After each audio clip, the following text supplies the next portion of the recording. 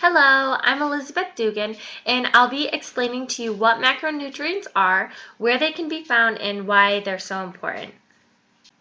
Alright, so I'm sure you're wondering what are macros or what are macronutrients. And I want to make it clear that macros or macronutrients are proteins, fats, and carbs. So macro means large, meaning that macronutrients are nutrients that are needed in larger amounts. And each macronutrient provides calories, but they provide different amounts of calories.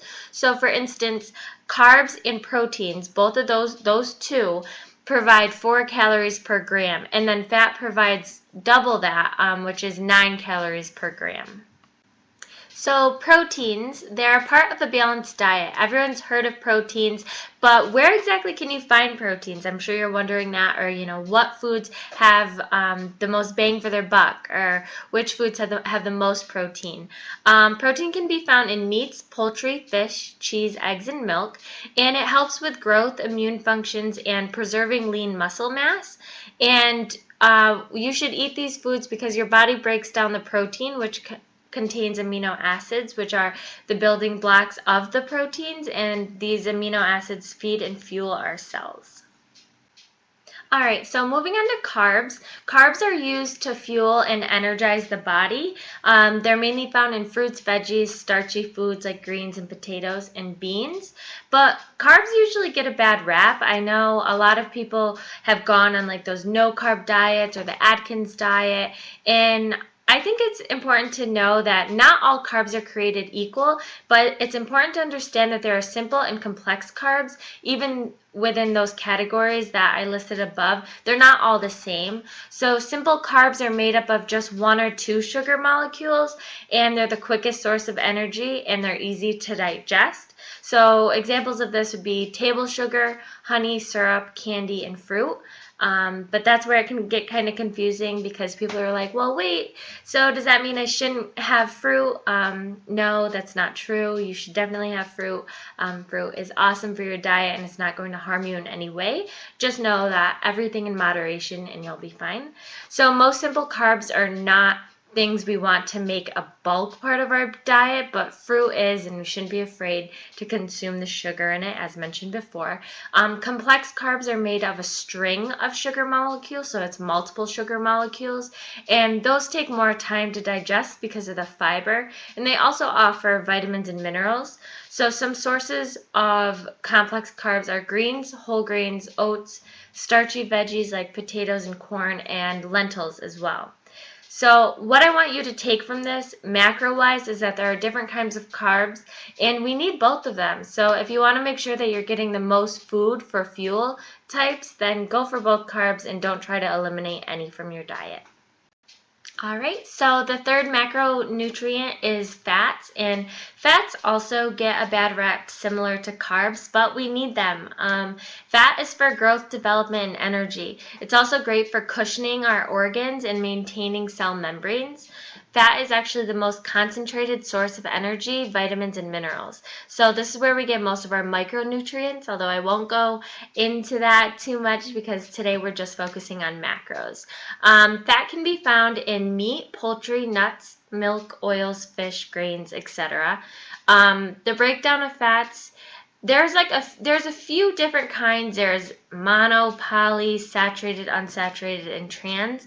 We're just going to focus today on saturated fats, trans fats, and unsaturated fats. So trans fats are the ones you want to avoid completely.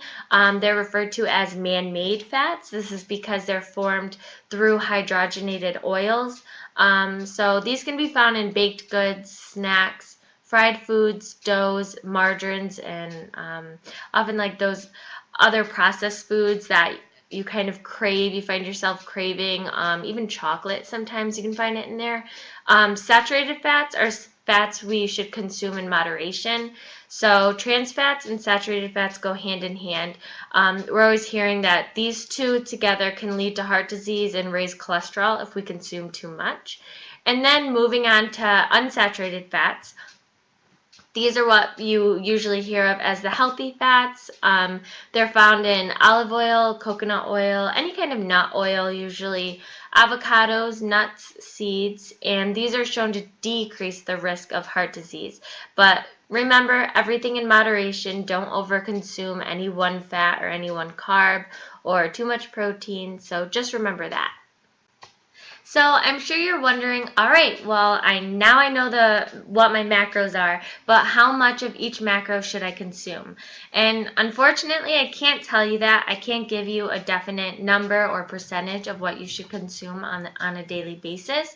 But recommended by the United States Department of Agriculture, macronutrient intake is or should be around 20 to 35% of fat, 10 to 35% of protein, and 45 to 65% of carbs.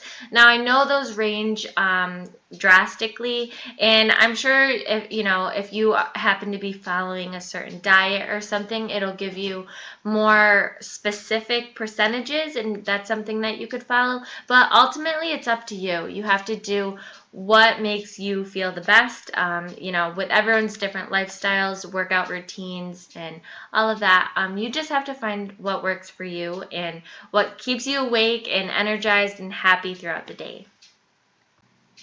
So while you're grocery shopping and trying to find new foods and hopefully healthy foods to eat, I want to stress the importance of looking at the food labels and reading the nutrition facts.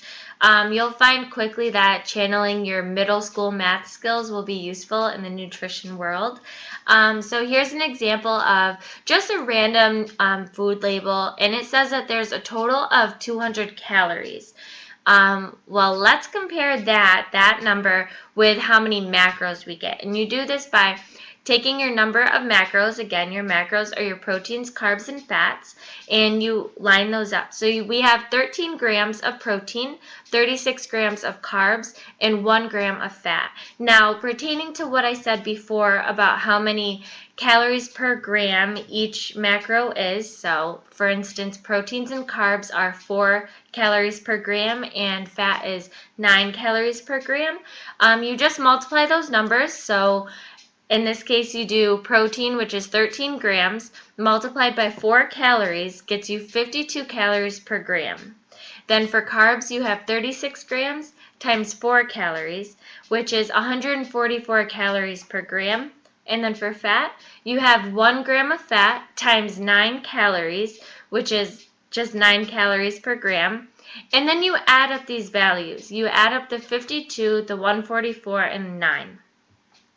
And that results in 205 calories, or 205 macros in this case.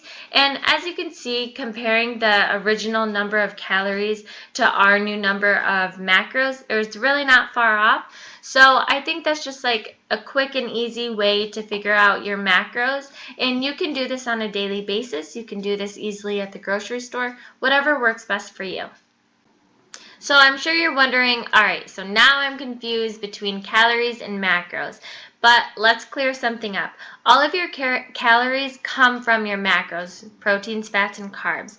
And calories provide us with energy, which means that macros provide us with energy. And micronutrients, which are vitamins and minerals, they don't contain any calories. And there's no need to count calories, just simply focus on your macros. So if you happen to be having some questions, don't worry about it. I will try to answer them the best that I can. Here's a common question. After climbing the learning curve, I'm pretty good at counting macros, but it still takes up more of my time than I'd like it to. I don't really care enough to do this forever. That's perfectly fine. You shouldn't feel the need to count your macros forever. Just be aware, and having the ability to track your macros is a weapon that you want to have for a lifetime. All right. And remember that you don't have to worry about counting your calories anymore. Just focus on your macros, your proteins, fats, and carbs. I'm sure you've remembered it by now, but they're one and the same, calories and macros, so you don't have to differentiate the two. So extra help for keeping track of your macros are keeping a diary, buying a food scale, and using an app. There are tons of apps out there. Food scales are pretty inexpensive, and a diary could just be a simple notebook that you have laying around. Okay, so we've reached the end of the video, and I just wanted to leave you with this macro cheat sheet. And I also wanted to make sure that you guys were able to understand what exactly a macronutrient is, where it can be found, and why they're so important. Thank you so much for listening. Bye-bye.